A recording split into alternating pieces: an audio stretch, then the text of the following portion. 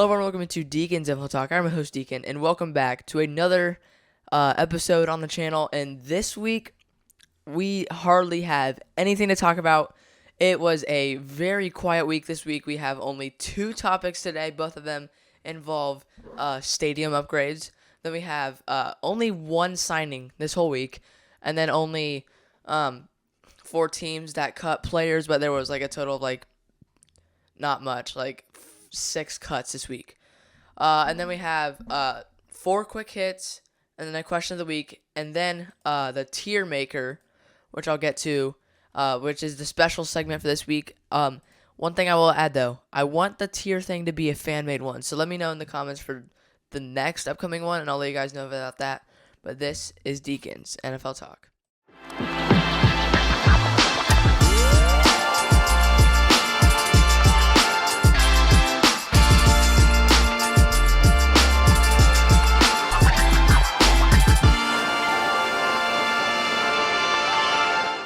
Alright, everybody, we're going to jump right into this. So we're going to start off with the first topic, and this one was actually a topic a few episodes ago, so a few weeks ago, but the Charlotte City Council approves of the Panthers' $800 million stadium renovations. So this happened, the Panthers this was an idea for the Panthers a few weeks ago. It's probably been about a month or so, and I will pull up some pictures here in a little bit, but yeah, $800 million. Obviously, you know, like if stadium is trying to get upgraded, over that much money, then it's a really nice stadium. I will admit. I mean, if you haven't seen the episode where this premiered, I'm not sure which episode it is, but here's some right here. I'll go through quick because some of you guys have already seen these, but here's the first one. You know. That's not even all of them, but I'll get to the best one here in a little bit, but I'll just leave the pictures up. But yeah, the voting passed on Monday, to keep the Panthers in Charlotte for the next 20 years, which is crazy. But if you guys are curious, the renovations, are predicted to be finished by 2029, so it'll be a little bit, so some people might even forget about this at some point, but I'll pull up my favorite picture right here. I like this one a lot. Like, you can really get a good view of the stadium. I like it a lot. You know, the fireworks. It just looks like a great experience, whether you're a Panthers fan or not. I would like to go to the stadium if it does end up looking like this. But the city will pay $650 million, and David Tepper, the Panthers owner, will pay the remaining $150 million. So, you know, I think... I don't know if they're splitting some of it. I'm not sure. I'm not 100% on that. The vote passed in the Panthers' favor 7-3. So, I mean, yeah, there were some comments about it. It was a good idea. It was a bad idea. I think it's a good idea to keep the Panthers and that soccer team, I believe, in Charlotte for a long time, 20 years. I don't know if this is for the Panthers specifically or if this is just for both teams. I'm not 100% on this. But yeah, really good news for Panthers fans. I cannot wait to see what the stadium ends up like. By the time, I mean, I probably won't even remember this topic by 2029, so we'll see what happens. I hope it looks very similar to this. I think it will. It's a really nice stadium. I really like the idea. But yeah, hopefully it turns out good. All right, second topic. Like I said, there's only 2 topics. All right, Jacksonville approves of the $1.4 billion stadium of the future. So, yep, another stadium renovation. We have looked at this one here, but here's one of my favorite ones. This one's really nice. I mean, I like the look of the stadium. Obviously, like, it looks very futuristic. This is like a very futuristic stadium, as you can tell. I really like the idea. You know, it does look a little funky looking at first. I do like how it reflects. What's that big statue called? Like that little bean thing that reflects. It's like a mirror. I really like what they're doing here. Really nice stadium. I cannot wait to see what it ends up like. Here's another one. This one's really cool. I like that one a lot. I cannot wait to see how it turns out. But the agreement will keep the Jags in Jacksonville for 3 decades. So for those of you who don't know how much a decade is, A decade is 10 years, so it'll keep the Jaguars in Jacksonville for 30 years. So, I mean, that's a long time. That's another decade than the Panthers. But yeah, really, it's a really nice stadium. Like, it looks fresh. I mean, I can understand why some teams are like trying to make new stadiums. Here's one of the inside. This just looks really cool. I mean, I cannot wait to see what it'll look like in how many years. So construction will begin in 2026. So they'll start building it in 2 years. It'll probably be finished in another like 5 or so. But yeah, stadiums take a long time, and especially like this, I would not be surprised if it took longer. This is my prediction. I don't know how long stadiums take to make, but I can tell you one thing: it will not take a year. These things take time. I cannot wait to see how it turns out, though. That's what I'm excited for. But anyway, each will pay $625 million, but the Jags will throw in an extra $150 million. So yeah, I mean, $1.4 billion, way more expensive.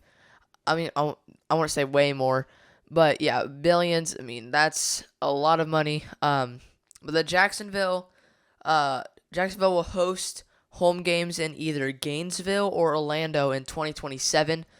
So, yeah, I'm pretty sure since it starts in 2026, I'm guessing they'll start construction after the 2026 season. So, I'm guessing they'll play in either Gainesville or Orlando for a couple years. But, yeah, I cannot wait to see how the stadium turns out. It looks really nice looking at the pictures right now. Hopefully, it turns out good. I would definitely go to the stadium for a game. I think it'd be worth it. The crowd, I feel like the crowd would be electric there. I mean, it looks like there's a big stadium. But yeah, definitely, I think it'd be worth the travel to go see this stadium. But all right, kind of crazy. Oh, but by the way, I just saw this. The Jaguars will also add a shade canopy, reducing heat to 70%. Which, if you're a Florida team, that's huge. You know, in the summertime, it's hot, and fall, it's hot. It's still hot.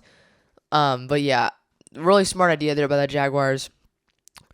But yeah. All right, that is all the topics. Kind of crazy how we finish in like almost 7 minutes. That never happens. Right, we're going to go to signings. We have one signing today, and it is the Seahawks. They signed running back Ricky Person. Let me just double check here if we don't have any more NFL news or any of that. It doesn't look like it. It has been the quietest week probably since playoff time in January. All right, cuts. The Chiefs cut defensive lineman Isaiah Buggs, obviously, who was arrested earlier this month. The Jets cut defensive back Tay Hayes. Seahawks cut running back Tamarick Williams. Defensive end Rasan Williams, the second, and corner Rove Torrance. And the Ravens cut wide receiver Tavian Robinson. So, yeah, we do not have much cuts or signings this week. We are not even 10 minutes in the episode, and we're already going into quick hits.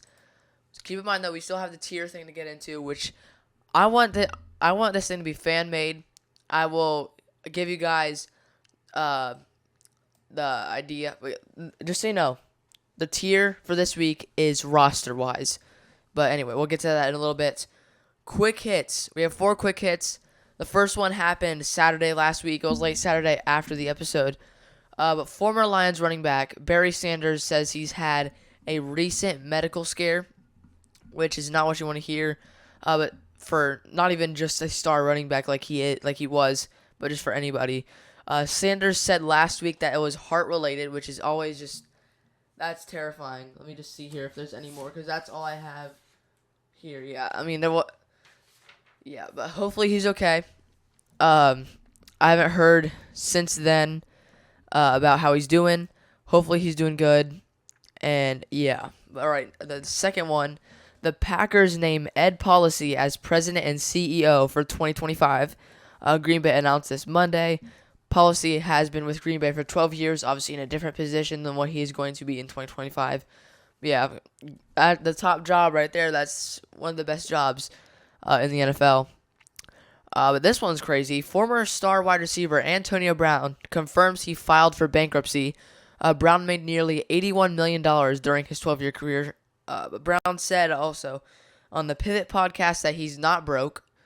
But My question is here: how do you make $81 million and file for bankruptcy? Obviously, he had a downfall. Like he had problems, and like he's just in a really bad situation, not just financially, but I think mentally a little bit. But all right, the last one we have. This one is also another scary one. But Randall Cobb and family escape a house fire. That's the good news. But the crazy part, like, there's one crazy part that we'll get to, but that's not a situation you want to be in. But Cobb's wife noted that the fire started in their garage when their Tesla charger was caught in flames. Bad look for Elon Musk there. Cobb revealed that him and his family members escaped. But the crazy part is that Cobb ran back into the house to save his dog, Louie. So I thought that was really cool. Glad he's okay. Glad his dog's okay. But I thought that was pretty cool. I mean, job well done there. Like that takes guts. Like that was very risky, and he did it, and he managed to escape. Cobb said that he's lucky to be alive, 100%. You'd never want to be caught in those situations. I'm glad he's okay. But yeah, new segment for every 5th week of the month. Hopefully at some point this will be fan made, But this week it's a S, A, B, C, D, F tier. And it's not just like rankings, like how good how good teams will be. This is according to roster. All right, so we're gonna pull it up right here. You can take a good look at it for yourself. Let me know what I'm wrong at here. But I had to make this by myself because nobody tried to volunteer. I put this in the community post like 3 or 4 different times, and nobody did anything about it. But hopefully at some point this will be a fan-made thing because that's the goal here. So, yeah, but take a good look at it here. We're going to start off in the F column. All right, the F, pretty easy for me here. Panthers, Broncos, Patriots, Giants. I mean, the Panthers coming off a 2-15 season. I know they got better, added some weapons around Young. They still have some work to do. But then the other team, this isn't ranked specifically, but the Broncos. They're not looking like a good team coming this year. I mean, rookie quarterback. Who's going to be your starting quarterback? Nobody even knows. I would guess Bo Nix. Nobody really even knows at this point. I mean, they hardly have any receivers. Cortland Sutton's a big name. They lost Jerry Jeudy to the Browns this offseason. The defense, I mean, obviously, Pat Surtain being there is huge. Justin Simmons, I'm pretty sure, is still in free agency. Nobody's picked him up yet. So I think it's going to be a rough year for the Broncos. If they prove me wrong, that would blow my mind. But the other team, the Patriots, makes a little bit of sense here. I mean, obviously picking up Drake May in the drafts was huge. Got some wide receiver as well. They had a decent draft. The defense, people say their defense is underrated. It's not the best defense. I'm gonna have to put him at F here. Their offense is what gets me. I mean, Ramondre Stevenson, yeah, he's got talent. The Patriots were at the peak of F. Like, they were close to being a D, but I still have to put him in F. That's just me. But all right, the New York Giants, the other team in the F column. Drew Lock, starting quarterback over Daniel Jones, was announced it was a long time ago. Hardly any receivers, really. I mean, there's no really any big names. Jalen Hyatt from last year's draft. Not really any big names. You lost Saquon Barkley to the Eagles, your division rival, which is kind of sad in my opinion. But it wasn't a good offseason for the Giants, and that's why I put them in the F column. Then we're going to go to the D column. All right, the Raiders. I like their defense, all right? I'm pretty high on their defense. I think their defense is underrated. I like Max Crosby. That's a really big part about their defense. I think they were close to being in the F column, but I liked them at D here. Because when you have Devontae Adams, it's kind of hard, even though they don't even throw to him, really. I don't believe Hunter Renfro's still there, even though he's hardly done anything. Your quarterback is probably going to be Gardner Minshew. So they're not a terrible roster, but it's not the best roster. But then we had the Vikings after them. I know Justin Jefferson's still there, but your defense is iffy, in my opinion. And then J.J. McCarthy or Sam Darnold is one of your starting quarterbacks. I just don't really like the Vikings going any higher than where they are. I think they are higher than F, but D is where I like them. Then the Commanders, another team that got a rookie quarterback this offseason, Jaden Daniels, is sounding like he's doing just fine. You have Terry McLaurin. You have some other guys there, but I don't think you're quite in the C column yet. Give Jaden Daniels a few years, get some weapons. Then you could move up to at least C, maybe even B or A. But yeah, give him this year, and then we'll see what happens. But then the C column, we're moving our way up. The Cardinals, you might be like, whoa, the Cardinals on here? I know, but I really like where they're at with Marvin Harrison and Kyler Murray. I really like their offense this year. Might be pretty explosive with Harrison. The only reason they could have been higher, but I just don't like their defense. I think the reason that they are in C is because of their offense, which is going to be better this year with Marvin Harrison there. But yeah, I really like Marvin Harrison Jr. and Kyler Murray. Can't wait to see that duo. And then with the Packers, people are so high on the Packers. Is it just me, or I don't really like the Packers that much? Let's be fair. Their roster isn't just really really good. It's not this super good roster. Jordan Love at quarterback, really good potential there. Jaden Reed, Christian Watson. You have some receivers there that can do some dirty work for on against the defense.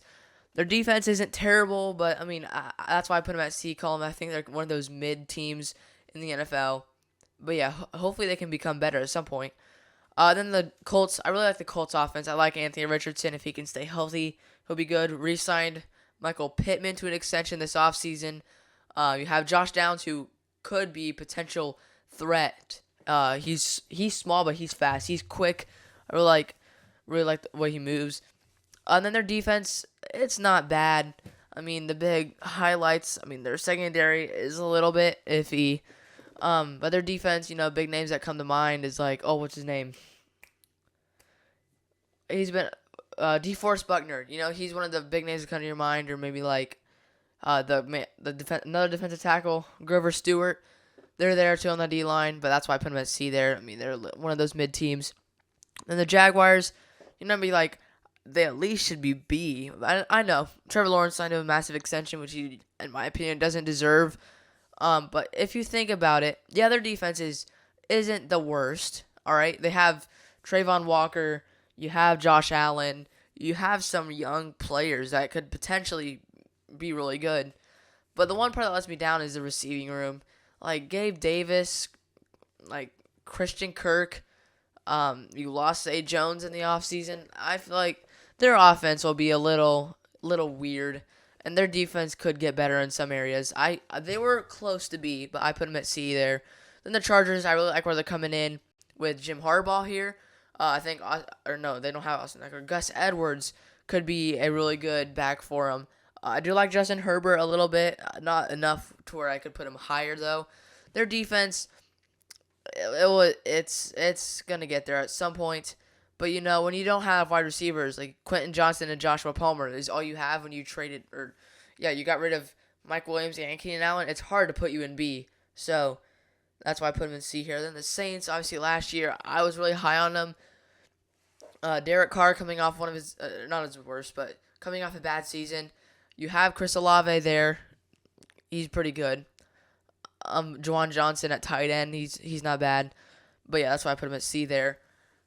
And the Seahawks, last year I was so high on the Seahawks. Is it just me? Because I really like their receiving trio that they have with Jackson Smith and Jigba, DK Metcalf, and Tyler Lockett. But it just did not prove anything. In fact, it probably decreased my hopes for them, honestly.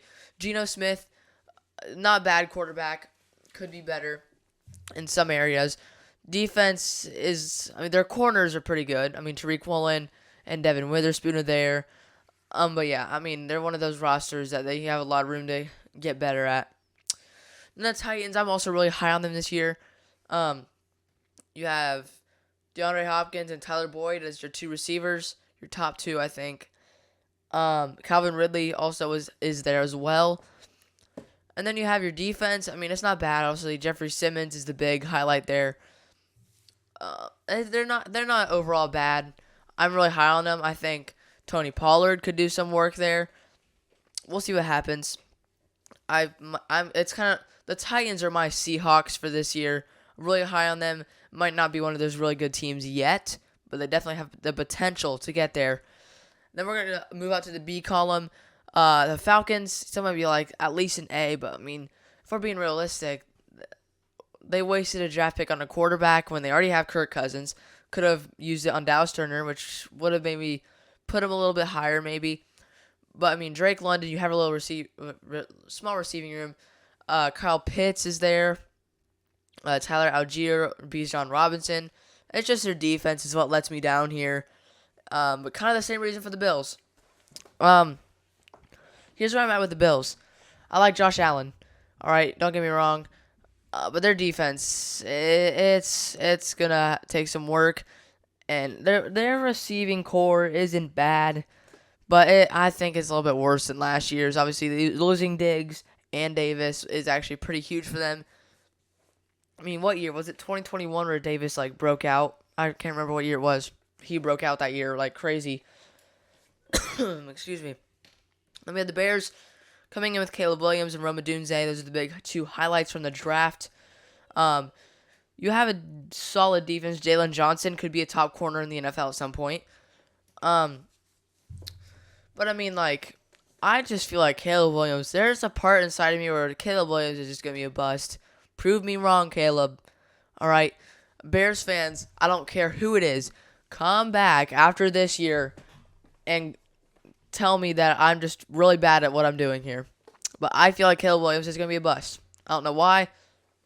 I just think he is. Rams at B might be a little shocking for you guys. Obviously, losing Aaron Donald was huge this offseason after he retired. Their defense still needs some work there. I like where they're at with their offense. Matthew Stafford, Puka Nacua, Cooper Kupp, Tyler Higbee. But I don't think they're enough to go up into the A column. And then at B, we have the Steelers. Sorry, not the start. But then the Steelers at B, Russell Wilson, Justin Fields. Who will be a starting quarterback? Nobody knows. Najee Harris is there, who I don't know what's going to happen with him. Don't really have the outstanding receiving core. I mean, Pat Freiermuth and George Pickens are the big highlights. We'll see. Their defense, obviously, is the big part why the Steelers are even good. I mean, T.J. Watt, Alex Highsmith, Cameron Hayward. I mean, you have so many guys that are really good at what they do. And the Steelers have always been good at defense. I mean, when will they not, honestly, though? And then the last one in B, the Buccaneers. Coming off one of his best seasons in a long time. With Mike Evans, Chris Godwin, their offense is pretty loaded. Rachaad White has the potential to be a really good back. Their defense is it's getting there. Levante David, Jamel Dean, who I believe is still there. Antonio Winfield Jr., who signed a massive extension this offseason to make him the highest paid DB in NFL history. So good news for them. We're going to move up to A. We are A and S away. And obviously you guys can still see the list, so you know it's coming. But you don't know what I'm talking about. At A is the Bengals. Some of you might be like, well, why not B? Obviously their defense was a letdown last year. I think they got better with Geno Stone.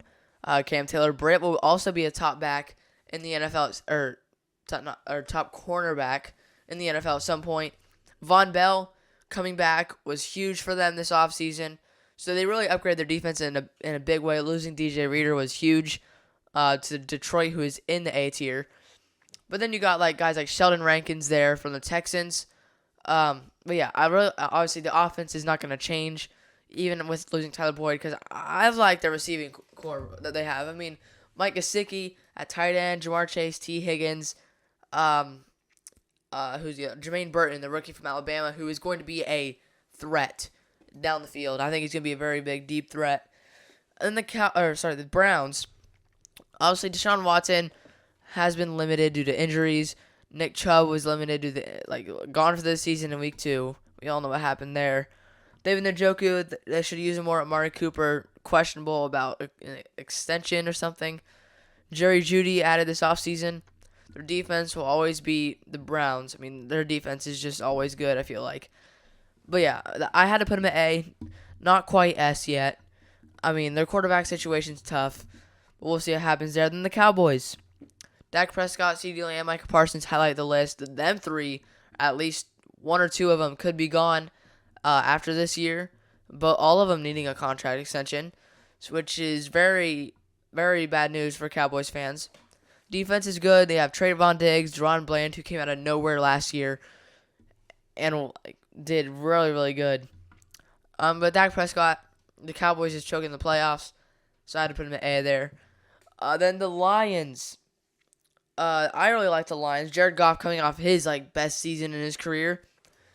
Amon-Ra St. Brown, Jahmyr Gibbs, some top dogs there.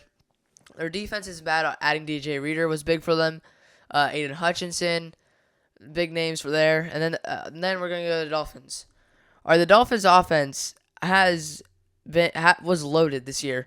I mean, coming into this year, they have Odell Beckham Jr., Jalen Waddle, Tyreek Hill as their receiving core. Then you have, I don't know who their tight end is. And then their defense, losing Christian Wilkins was big. Their defense is a little, it's not bad. They could have been B, but I had to put them in A because of their offense. Tua is growing impatient with a contract extension, which is not what you want to hear. But then the last one in the A tier, the New York Jets, Aaron Rodgers, Garrett Wilson. Hopefully the duo we'll see them play this year. We'll see how it goes. I hope that the Jets do good this year. I mean, they haven't been just really good, obviously, because of Rodgers' injury. But then their defense was getting there. I like their offensive line, adding some weapons in the draft and then during the offseason. But yeah, I hope the Jets will do good this year. I wanted to see them do good, and arguably Rodgers last year in the NFL. We'll see what happens, though. Anything can happen. Good luck to the Jets this year. S tier. My top teams, roster-wise, Baltimore Ravens, Derrick Henry, Lamar Jackson, Zay Flowers, who could be there. The one thing that will let me down is the receiving core. Don't have really any top receivers right now. Their defense is nasty. They're dirty. They will beat you up. Trust me. I mean, it's life in the AFC North. Life in the AFC North is physical. And every defense in the AFC North has to be physical. The only defense that isn't physical is the Bengals defense, and it should be this year. I cannot wait to see the AFC North this year. The AFC North is and always will be physical, the best division in football. Then the Texans. I really like the Texans this year. C.J. Stroud, Joe Mixon, Stephon Diggs, Tank Dell, who could be there, Dalton Schultz. That's on offense. This is the big names on offense. Then on defense, you have guys like Danielle Hunter. Petrie could be there. Do they have another good corner? Derek Stingley could be there. Will Anderson Jr. They're just an all-out loaded roster. It'll be hard to keep them all once they have to pay C.J. Stroud millions and millions of dollars if he keeps playing like the way he did in his rookie season. We'll see how it goes from the Texans. I'm really high on them this year. I have to put the Chiefs here, even though the roster isn't the greatest. When you win 3 Super Bowls, like in the past, 5 years, and 2 back-to-back, they're looking for a 3-peat, I had to put them in the S tier. Patrick Mahomes, Travis Kelce, Isaiah Pacheco, Hollywood Brown, the signing from the Cardinals. Who else was it? Chris Jones, who's there. George Karlaftis, I like him. Really good defense and offense. Lost L'Jarius Sneed to the Titans this offseason. Chiefs are always going to be good. As much as you don't want to say it, they're going to be good. Eagles and Philly, they're good. Their offense is what really makes me like them this year. Jalen Hurts, A.J. Brown, Devontae Smith, Saquon Barkley, Dallas Goedert. I mean, they're going to be really good this year. Their defense is a little bit of a letdown, in my opinion. Darius Slay is good.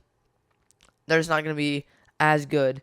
But in the last team, and I cannot believe we're somehow almost at 30 minutes, even though we only had 2 topics this week. But the 49ers are in the S tier because Brock Purdy, Christian McCaffrey, Brendan Ayuk, Deebo Samuel. Let me think. That's offense. I think I got all of it. On defense, Nick Bosa, Dre Greenlaw, Talanoa Hufanga, who got injured with a torn ACL last year, Fred Warner. All really good defensive players. That's all I can think of right now. DeForest Buckner, no, not him. Eric Armstead, who went to Jacksonville. He's not there anymore. But yeah, really good roster. And yeah, that is the should have been fair and made tier. This is every 5th week of the month.